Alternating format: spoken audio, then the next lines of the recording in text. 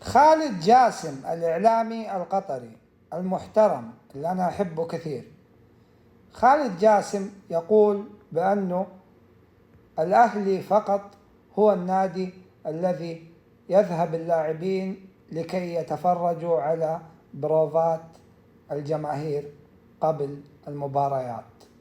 أحب أقول لك يا أستاذ خالد جاسم بأنه أول فريق عمل هذه الفكرة هو النصر والهلال والاتحاد، هم الأوائل بهذه الفكرة. النصر فرسان العالمي قبل كل لقاء يذهبوا ويعملوا بروفات أمام الجماهير، والمقاطع موجودة، وتذاكر الجماهير كانت تترسل بالإيميلات، وأتوقع إلى الآن بالإيميل يرسلوا لك أنه عندك بروفا. والهلال أعتقد الموج الأزرق، ونادي الاتحاد الكورفا جولد، ونادي الاتحاد أتى بعد النصر وبعد الهلال.